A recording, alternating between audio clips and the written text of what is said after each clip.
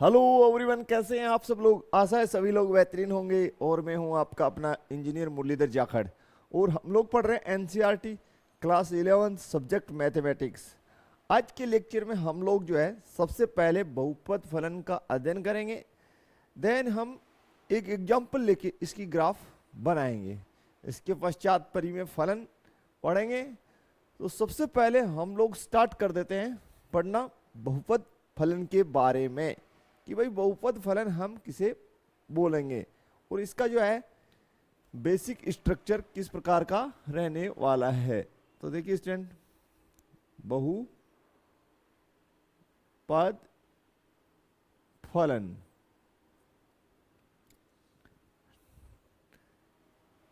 तो स्टूडेंट, आप लोगों ने कक्षा 10 के स्तर पे द्विघात बहुपद पढ़ा था, बिल्कुल।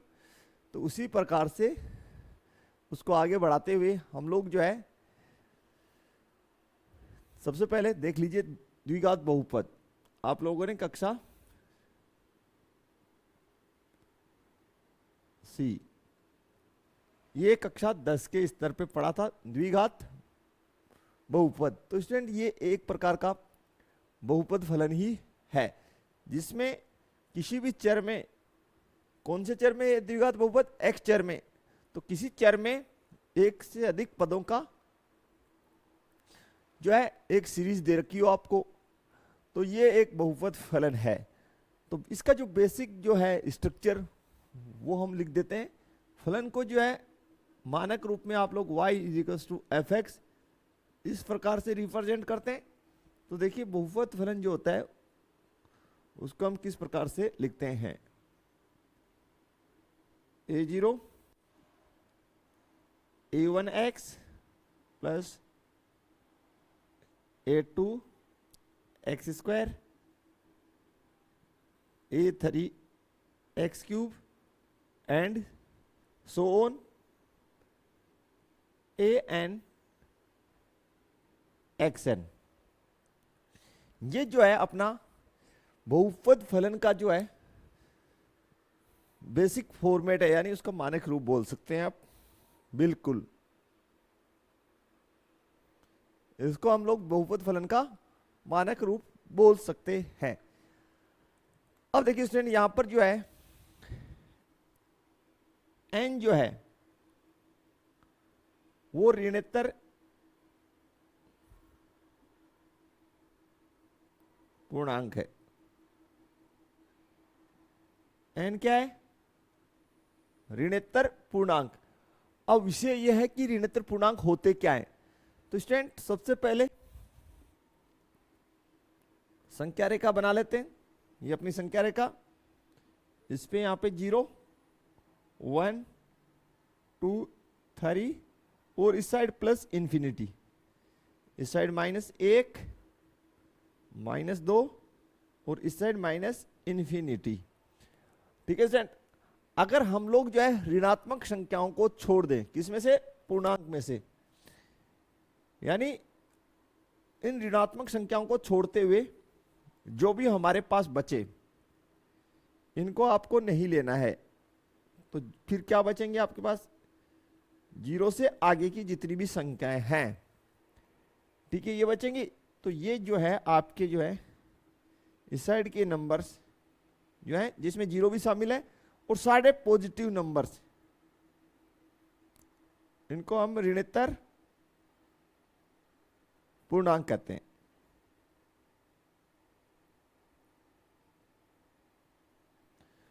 अब आप में से कोई पूछे कि सर हम जो है n की वैल्यू माइनस में क्यों नहीं ले सकते। तो स्टूडेंट, आपने कक्षा 10 के स्तर पे हम लोगों ने बड़े ही प्रेम पूर्वक अध्ययन किया है कि किसी भी बहुपद की घात कभी भी ऋणात्मक नहीं होगी, भिन्न में नहीं होगी। ठीक है, इन दो बातों का हमने अध्ययन किया है। अगर किसी बहुपद की घात ऋणात्मक एवं भिन्न में होती है तो वो बहुपद होगा ही नहीं। ठीक है, इसलिए जो है n का मान ऋणात्मक नहीं होगा। तो ये बातें भी नोट कर लें। ठीक है, फर्स्ट बहुपद फलन में चर की घात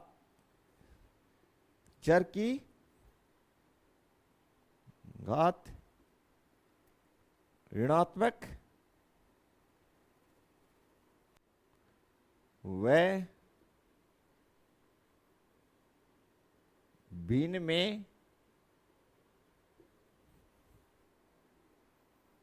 नहीं होनी चाहिए,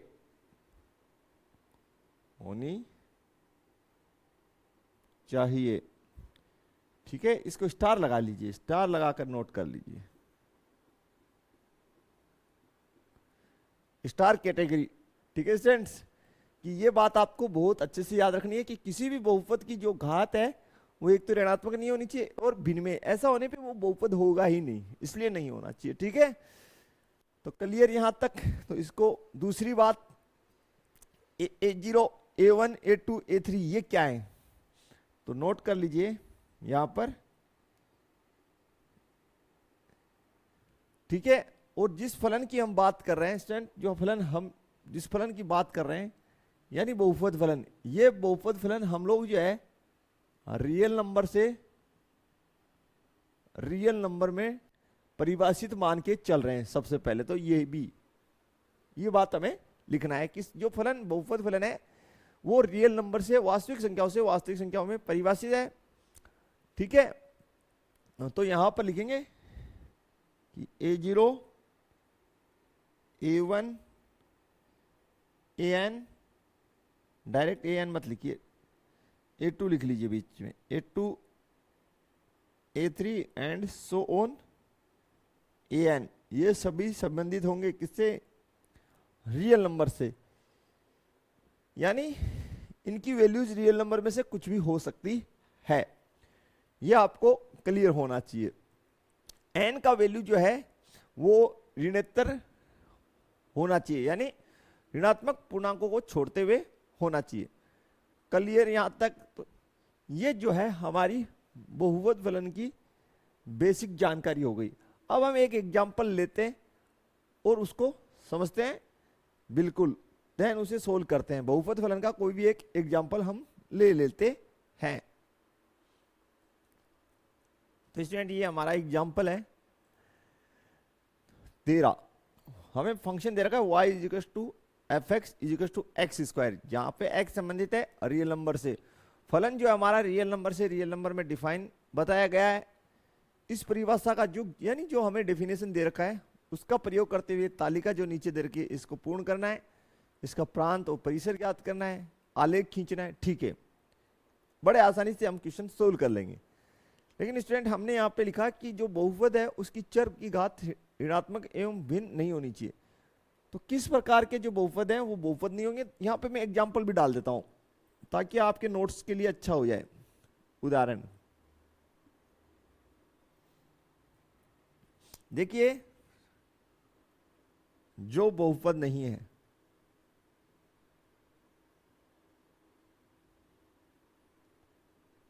नहीं है, देखिए student, under root 3x square plus 4 root x plus 5, ये अपना बहुपद नहीं है। देखिए इसमें जो है x का घात जो है वो 1/2 है और हमने लिखा है x की घात भिन्न में नहीं होना चाहिए। अंडर रूट का मतलब है घात 1/2 होना। दूसरी बात, 3x की घात 2/5 प्लस 6x प्लस 7, ये भी जो है आपका बहुपद नहीं है। कारण कि देखिए यहाँ पे x की जो घात है इसको हम जमा के लिखते हैं, थोड़ा सा सही नहीं लिखा गया, 2/5 x की जो घात है वो 2/5 है। तो भाई जो भिन्न में, इसलिए ये बहुपद नहीं होगा। तो ये स्थितियां हो देन जो है बहुपद नहीं होगा। एक और लिख लेते हैं, यहाँ पे एक अन्य उदाहरण और लिख लेते हैं। एक्स की घात -5 प्लस एक्स प्लस 7, ये भी आपका बहुपद नहीं है, ये भी आपका क्या नहीं है, बहुपद नहीं है स्टूडेंट, बिल्कुल। तो कट रहा है, तो यहां लिख देते हैं कि एक्स की घात -5 प्लस एक्स प्लस 7, ठीक है, ये बहुपद नहीं है,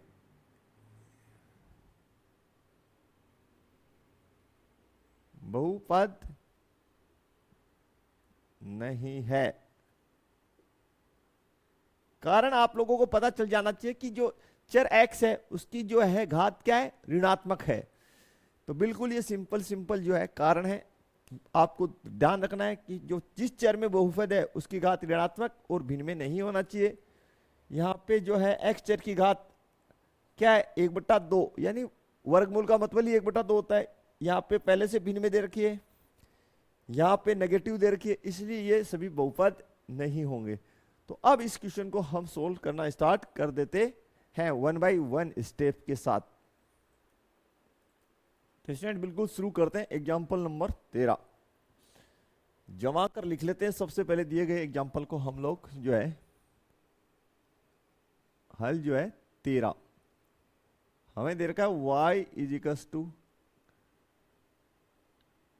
एक्स स्क्वायर, ठीक है। और फंक्शन जो आपका है वो रियल नंबर से रियल नंबर परिभाषित बोला गया है।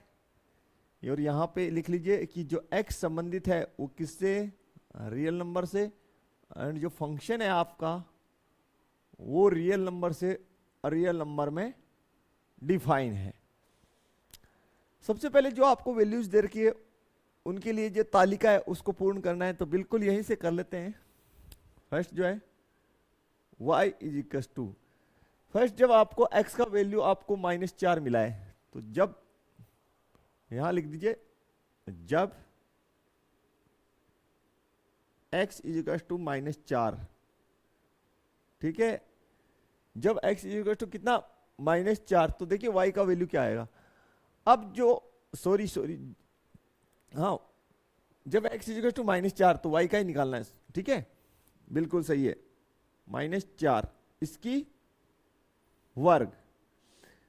तो देखिए y का वैल्यू आपके पास बन गया है यहां से 16, कितना बन गया, 16, यानी जब x का वैल्यू -4 है देन y का 16 हो गया। फिर आपको बोला गया x का वैल्यू -3, तो जब हमारे पास जो है x का वैल्यू -3 है देन y का देखिए -3 का स्क्वायर, इसका मतलब y का हो गया 9, कितना होगा स्टूडेंट्स, 9 हो जाएगा। देन देखिए आगे, जब x का वैल्यू आपके पास जो है -2 है, कितना है, -2, तो y का वैल्यू -2 का वर्ग यानी 4, y कितना आ गया, 4 आ गया। इसी प्रकार देखिए जब आपके पास जो है x का वैल्यू -1, तो देखेंगे y का हमें प्राप्त हो जाएगा -1 का वर्ग यानी कितना, 1। इसी प्रकार देखिए जब x का वैल्यू स्टूडेंट कितना हो, देखिए बोला सर 0, तो y का वैल्यू कितना प्राप्त होगा, y का भी 0 ही प्राप्त होगा, क्योंकि 0 की वर्ग कितनी होनी है, 0। और जब अपने को x का वैल्यू 1 गिवन हो तो y का 1 का वर्ग कर दीजिए, ठीक है स्टूडेंट्स। तो ये सिंपल है, वर्क करना है आपको सिर्फ। जब x का वैल्यू आपके पास 2 तो y का देखिए 2 का वर्ग यानी 4,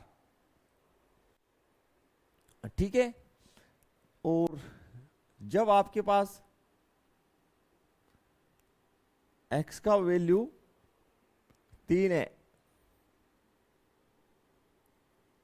तो y का वैल्यू आप देखिए, y का वैल्यू 3 का वर्ग कितना हो जाएगा 9। और जब x का वैल्यू जो है 4 तो y का कितना हो जाएगा, आप कहेंगे सर 4 का वर्ग यानी 16। कितना 16। तो स्टूडेंट सबसे पहले तो ये जो तालिका है हमें दे रखी है, इसकी जो है सारी की सारी जो एंट्री है उनको हमने कंप्लीट कर लिया।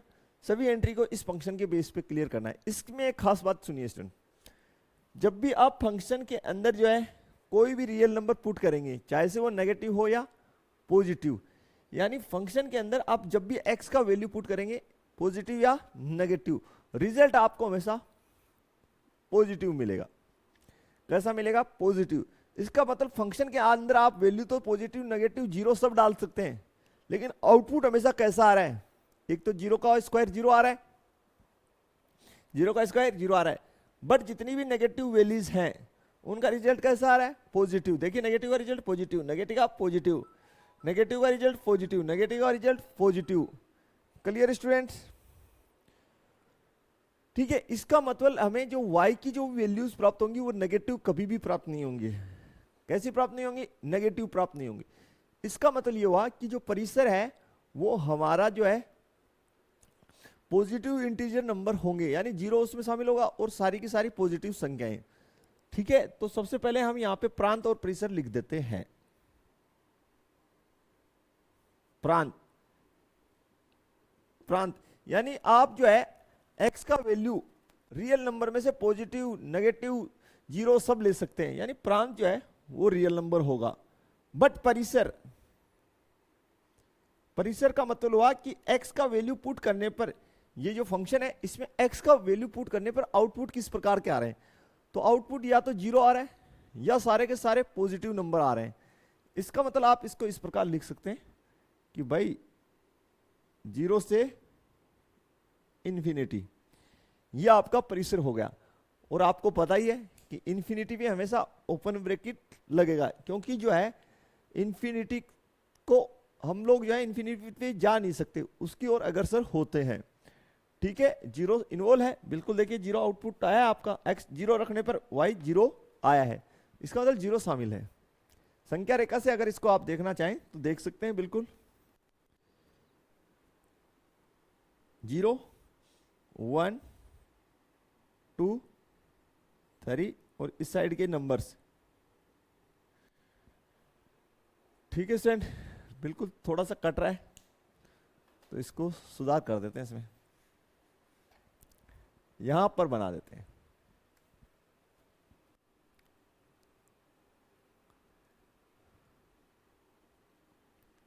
तो ये आपका जीरो शामिल है। ठीक है, तो ये 0 1 2 3 और इस साइड इंफिनिटी। ठीक है स्टूडेंट, बिल्कुल। तो ये जो है आपका इस प्रकार बन जाएगा संख्या रेखा पे, अगर आप इसको दिखाना चाहें तो इसका मतलब है ये जो आपने भरा हुआ जो है बबल बनाया बुलबुला, इसका मतलब है जीरो शामिल है, और जीरो से इस साइड के सभी मान जो है अनंत तक के, ये आपके, ये स्टूडेंट ये आपके इन्वॉल्व हो जाएंगे। ठीक है, यानी जो परिसर है आपका वो हो जाएगा परिसर, परिसर जो आपका हो जाएगा स्टूडेंट जीरो से इन्फिनिटी, जीरो से इन्फिनिटी। तो ये आपको क्लियर हो जाना चाहिए। अब जो है इसकी हम लोग जो है ग्राफ बना लेते हैं, प्यारी सी ग्राफ बनने वाली है स्टूडेंट, तो वो बनाते हैं, इसकी ग्राफ बनाते हैं हम लोग।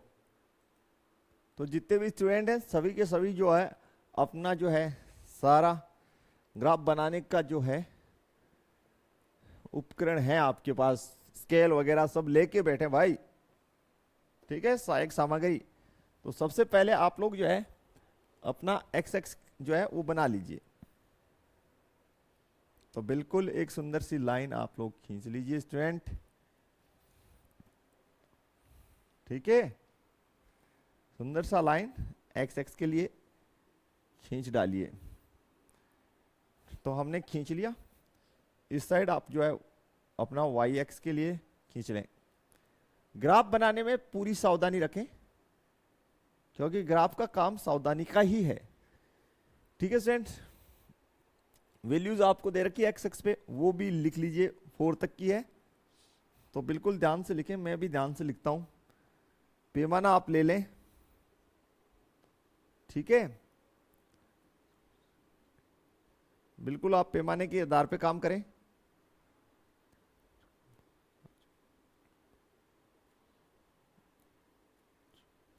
तो स्टूडेंट ये आपकी हो गई एक्स एक्स, और इस साइड कौन सा है, एक्स नोट। तो यहां पे हम लोग लिख देते हैं 1 2 3 4 5, ठीक है। एक बड़ा खाना बराबर 1 इकाई हमने एक्स एक्स पे लिया है। एक्स एक्स पे जो पैमाना ले रहे हैं वो एक बड़ा खाना बराबर 1 इकाई,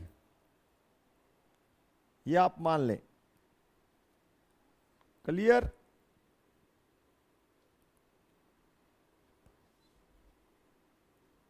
ठीक है।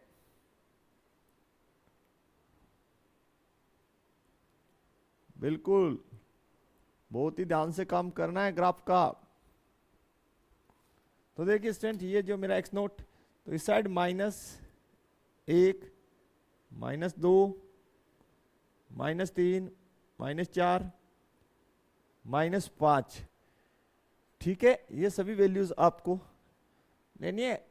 बिल्कुल, तो थोड़ा बड़ा लिख देते हैं, -1 -2 -3 -4 और -5, ठीक। क्लियर? और वाई पे जो है आप पता ही है, जब हम एक्स का वैल्यू 4 रखेंगे तो वाई का 16। तो हम यहां पैमाना यहां लिख रहे हैं, पहले ही लिख देते हैं कि हम क्या पैमाना ले रहे हैं। आप अलग भी ले सकते हैं। हम ले रहे हैं एक्स एक्स पर तो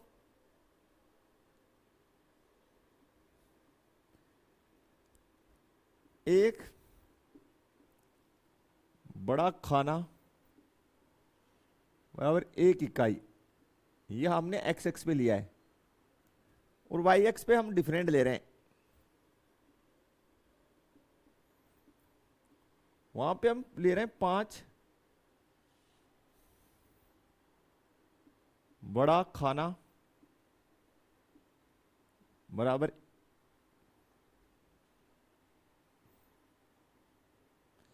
1 बड़ा खाना बराबर 5 इकाई, 1 बड़ा खाना बराबर 5 इकाई,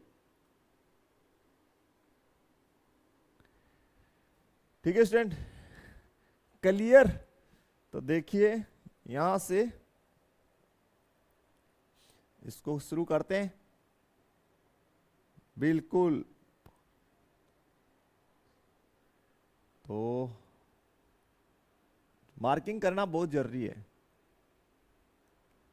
कुछ ग्राफ को जो है आगे बढ़ा लेते हैं आवश्यकता के अनुसार,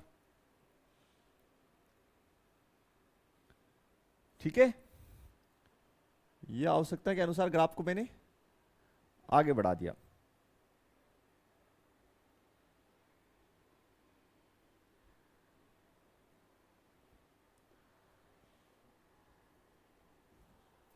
तो ये मेरा जो है हो गया वाई एक्स, और ये वाई नोट। यहां पे 5 10 15 5 10, ये -5 -10 -15, ये माइनस के तो हमारे काम भी नहीं आने, फिर भी लिख लो -10। ये वैल्यूज हमारे काम नहीं आनी नीचे की, क्योंकि नेगेटिव रिजल्ट तो हमें प्राप्ति नहीं होगा ना इसमें। तो देखिए स्टूडेंट, जब आप देखिए फर्स्ट आपने x का वैल्यू -4 इंटर किया, कितना इंटर किया, -4। देन आपको जो है y का रिजल्ट कितना प्राप्त हुआ, 16। तो 15 के ऊपर होगा 16, तो अप्रोक्सीमेट जो 16 है फुट में ले लेता हूं फिर से। अप्रोक्सीमेट 16 जो है मेरा 4 के डायरेक्शन में एकदम से यहां ऐसे होगा। ठीक है स्टूडेंट्स, ये मेरा 16 होने वाला है। ये पॉइंट हमें प्राप्त होगा। कौन सा? -4,16। फर्स्ट हमने किसके लिए बनाया? -4। जब हमने x की वैल्यू रखी तो y की कितनी प्राप्त हुई थी? 16। इसी प्रकार जब हम x की -3 रखेंगे तो y की कितनी? 9। तो 10 से जस्ट थोड़ा सा नीचे जो होगा वो स्टूडेंट 9 होगा। आप थोड़ा सा ध्यान से करें, सारा काम जो है बहुत ही ध्यान से बनाना है। ठीक है, बनाना भी आपको आना चाहिए। ठीक, फिर देखिए जब आप -2 रखेंगे तो कितना प्राप्त हुआ था? 4।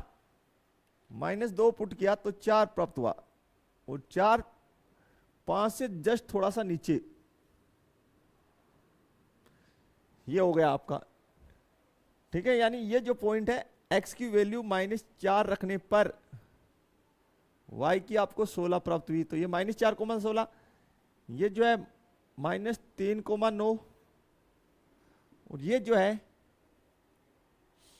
-2,4 है ये पॉइंट। अब देखिए जब आप माइनस का 1 रखेंगे तो ठीक है, तो x का प्लस का 1 वो यहां पे होगा अप्रोक्सीमेट। तो ये हो गया आपका -1,1। 0 पे 0 तो यहां ही होगा। ठीक है, जब प्लस का 1 रखेंगे तो y का जो है वो भी प्लस का 1 प्राप्त होगा, जो यहीं पे होगा स्टूडेंट। ठीक है, आगे देखिए जब आप x का वैल्यू 2 रखेंगे तो y का 4, y की वैल्यू कितनी प्राप्त होनी है? 4, जो 5 से जस्ट थोड़ी नीचे होगी। ठीक है, तो ये मेरा हो गया, ये तो मेरे पास हो गया 1,1, ये मेरे पास आ गया 2,4। 2,4 जब आप x का वैल्यू 3 रखेंगे तो y का 9, y का कितना प्राप्त होगा? आप कहेंगे सर 9, तो जो 10 से जस्ट थोड़ा नीचे, 10 से जस्ट थोड़ा नीचे, यानी 3,9। और जब आप x का 4 रखेंगे तो y का कितना? 16 है, जो 15 से जस्ट थोड़ा सा ऊपर, 15 से जस्ट थोड़ा ऊपर प्राप्त होगा। तो ये आपका हो जाएगा 4,16। तो ये जो सभी बिंदु आपको प्राप्त हो चुके हैं, अब बस आपको इनको क्या है? मिलाना है। क्या करना है स्टूडेंट? मिलाना है। तो मिला दीजिए, वो बहुत ही ध्यान से मिलाइएगा इनको।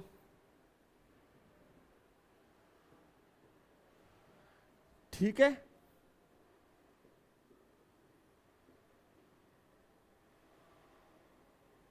तो इस प्रकार से आपको ग्राफ प्राप्त होगा स्टूडेंट। ठीक है, परवलय के आकार का। किसके आकार का स्टूडेंट? परवलय के आकार का। ये आपका ग्राफ इस प्रकार बनेगा। तो y = x², इसके लिए ये ग्राफ बन के आया स्टूडेंट, y = x²। तो बिल्कुल आप देख रहे हैं कि जो ग्राफ है, ग्राफ से अगर आप देखना चाहें तो ग्राफ नेगेटिव साइड बिल्कुल नहीं जा रहा, नहीं जा रहा। इसलिए जो है हमने लिखा था प्रांत जो है, इसका मतलब प्रांत का मतलब x का वैल्यू। x का वैल्यू तो आप रियल नंबर में से कुछ भी ले लीजिए, नेगेटिव ले सकते हैं, 0 ले सकते हैं, पॉजिटिव ले सकते हैं। लेकिन जो परिसर है वो आपको y पे नेगेटिव मान प्राप्ति नहीं हो रहे, सिर्फ आपको एक तो 0 रिजल्ट मिल रहा है और सारे इसके सारे पॉजिटिव वैल्यूज मिल रहे हैं। तो ये आपको कहां तक मिल सकते हैं? अनंत तक। तो बिल्कुल सिंपल सा ही क्वेश्चन था। इस प्रकार से ये सोल्व आउट हम लोगों ने बड़े इजीली कर लिया स्टूडेंट। तो कहीं आपके इसमें कोई दिक्कत नहीं होना चाहिए। देखते हैं इसके नेक्स्ट जो एग्जांपल। तो स्टूडेंट देखते हैं इसका नेक्स्ट एग्जांपल नंबर है 14, जो हमें मिला है y = fx = x³। ठीक है। और x जो है रियल नंबर से संबंधित है, फंक्शन भी रियल नंबर से रियल नंबर में ही डिफाइन हमें बोला गया है। तो बिल्कुल सबसे पहले फंक्शन जो है हमारा रियल नंबर से रियल नंबर डिफाइन है, ठीक है। और फंक्शन जो है y is equals to f x is equals to x cube, और बोल रहा है x संबंधित है रियल नंबर से, तो वो तो ऑटोमेटिक हो गया x रियल नंबर से संबंधित, क्योंकि जो है इसकी प्रांत जो है ना, ये तो डोमेन एंड को डोमेन, तो ये real number to real number ही परिभाषित है। तो हमें भी पता है कि x किससे संबंधित होगा, रियल नंबर से। आलेख खींचना है ग्राफ, तो x के कुछ वैल्यूज हम लेते हैं, यहां पर जो है x की कुछ वैल्यूज लेते हैं, उनके लिए y जो है वो प्राप्त करते हैं, और इसकी जो है ग्राफ बनाते हैं स्टूडेंट, हमेशा की तरह अभी जैसे हमने बनाया वैसे ही हम बना लेंगे। तो देखिए स्टूडेंट, ये जो हमारे पास फंक्शन है, इसमें जब हम जो लोग जो है जब x का वैल्यू अगर हम 0 पुट कर दें, इस फंक्शन में हम अगर हम x का वैल्यू 0 पुट कर दें, तो y का देखिए, आप कहेंगे सर 0 की घात 3 0, यानी जब x 0 है तो y भी क्या होगा, 0 होगा सर, ठीक है। इसी प्रकार देखिए जब अपना x जो है -1 आ जाए, x कितना हो -1, तो y देखिए -1 की घात 3, तो ऋणात्मक संख्या की घात विषम होने पर उसका रिजल्ट कैसा आता है, ऋणात्मक, ठीक है। इसी प्रकार देखिए जब x की वैल्यू में -2 ले लूं, तो y का वैल्यू मेरे पास -2 की घात 3, आप बोलेंगे सर ये -8 होगा, ठीक है, क्योंकि -1 की घात 3 ये तो नेगेटिव रिजल्ट देगा, माइनस की घात विषम है तो वो तो नेगेटिव रिजल्ट देगा, और 2 की घात 3 वो 8 हो गया।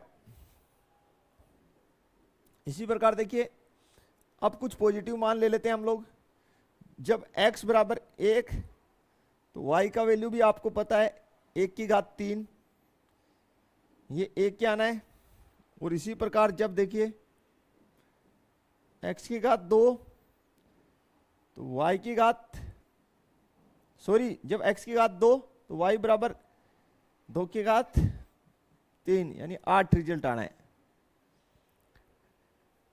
कितना रिजल्ट आना है, 8 आना है। फिर समझ लीजिए कुछ नहीं किया हमने, कुछ वैल्यूज जो है रियल नंबर्स में से ली, यहां पुट कर दी, ठीक है।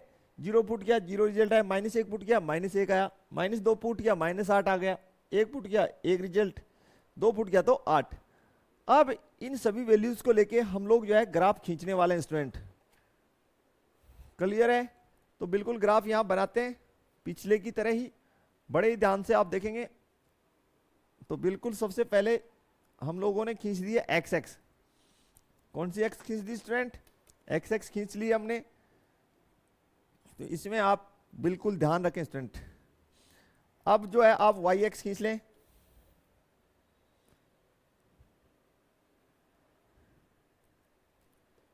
ये स्टूडेंट आपकी एक्स एक्स है और ये वाई एक्स है, ठीक है।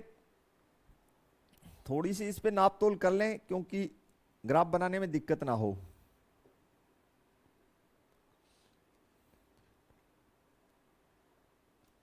ठीक स्टूडेंट्स,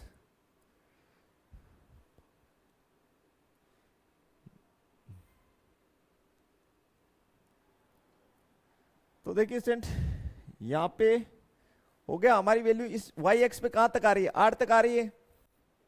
तो वाई एक्स को थोड़ा और बढ़ा लेते हैं, वाई एक्स को थोड़ा बढ़ाना पड़ेगा क्योंकि इस पे वैल्यू हमारे पास 8 तक आ रहा है, इसलिए इसको हमें बढ़ाना पड़ेगा। चलो हमने बढ़ा लिया और थोड़ा चिन्हित भी कर लेते हैं वैल्यूज को, ताकि लिखने में आसानी रहे और ग्राफ अच्छे से बन के आए, कोई दिक्कत ना हो, छोटा बड़ा ना हो। आप लोग भी जो है आपके पास तो ग्राफ रहती है, आप ग्राफ पेपर में भी इसकी प्रैक्टिस कर सकते हैं। किसमें, ग्राफ पेपर में आप इसका प्रैक्टिस कर सकते हैं, करना चाहें तो, वरना आप कॉपी में स्केल से जो नापते हुए फिर भी बना सकते हैं।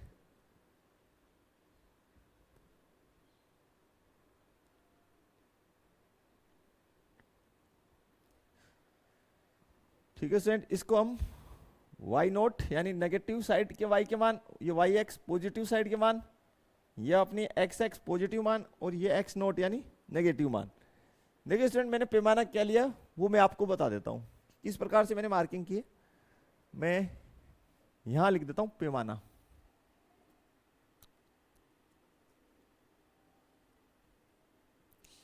एक्स एक्स पर तो जो है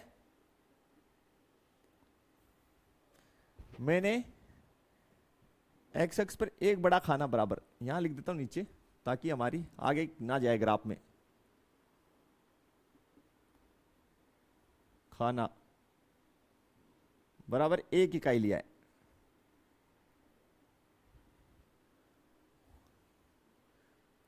दोनों पे एक एक लिया है, तो एक्स एक्स हुआ है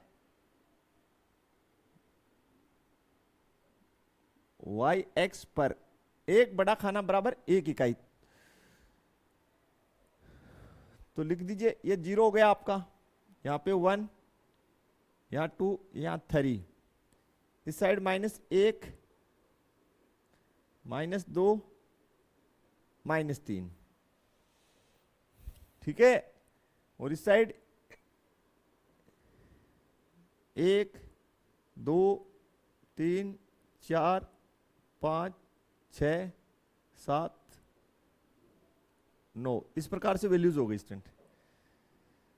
इस साइड देखिए -1, -2, -3, -4, -5, -6, -7, -8, -9, ठीक है। ये हमने बना लिया। देखिए जब हम x की वैल्यू 0 रख रहे हैं, y की भी 0, फर्स्ट पॉइंट तो अपना ये मूल बिंदु वाला ही हो गया, ठीक है। आगे देखिए स्टूडेंट, जब x की वैल्यू -1 है तो y का भी -1 है, तो x पे -1 तो y पे -1, तो स्टूडेंट ये जो है इस -1 को ऊपर लिख रहा हूं मैं, x का -1 है तो y पे -1 ये रहा, यानी ये बिंदु आपका निकल के आएगा स्टूडेंट, ठीक है। आगे देखिए x का -2 है तो y का 8 है, ये रहा -2 और ये रहा 8, तो इसके ले लें आप, ठीक है। और इसको अंकित कर दें स्टूडेंट, तो ये रहा, ठीक है। आगे देखिए जब x का जो है 1 है तो y का भी 1 है, तो x का 1 ये रहा, y का 1 ये रहा, ये पॉइंट आपके पास आ रहा है। x का 2 तो y का 8, x का 2 तो y का 8, ये रहा स्टूडेंट, ठीक है। अब मिला दीजिए इन बिंदुओं को,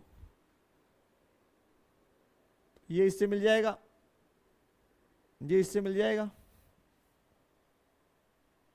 और ये आपका ऐसे मिलके ऊपर की तरफ इस प्रकार जाएगा ग्राफ, ठीक है स्टूडेंट।